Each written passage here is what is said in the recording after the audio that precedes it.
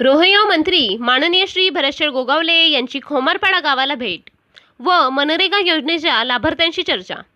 गावातच रोजगाराच्या संधी उपलब्ध झाल्याने खोमारपाड्याच्या लोकांचे स्थलांतर थांबेल। विक्रमगड तालुक्यातील खोमारपाडा येथील रहिवासी कुटुंबांनी महात्मा गांधी राष्ट्रीय ग्रामीण रोजगार हमी योजनेच्या माध्यमातून शेती व शेतीपूरक व्यवसाय सुरू करून स्थलांतर रोखले। तसेच गावातील कुटुंबाने गेल्या आर्थिक वर्षात चांगले उत्पन्न मिळवले आहे।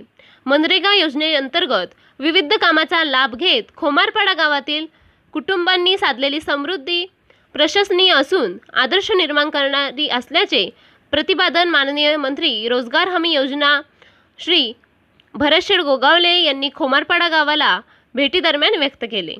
मनरेगा योजनेअंतर्गत खोमारपाडा येथे झालेल्या विविध कामांची पाहणी करून शेती, मत्स्य शेती, भाजीपाला लागवड, रबी पीक लागवड, गांडूळ शेती, शेळी पालन व इतर शेतीपूरक उपक्रमांची माहिती घेऊन येथील रहिवाशांसोबत माननीय मंत्री महोदयांनी चर्चा केली।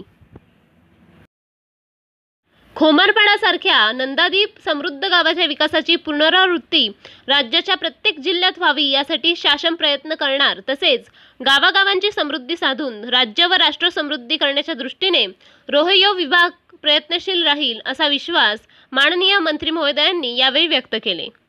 या प्रसंगी मनरेगा मिशन महासंचालक श्री नंदकुमार, रोजगार हमी विभागाचे संबंधित वरिष्ठ अधिकारी तसेच जिल्हाधिकारी व स्थानीय लोकप्रतिनिधी उपस्थित होते।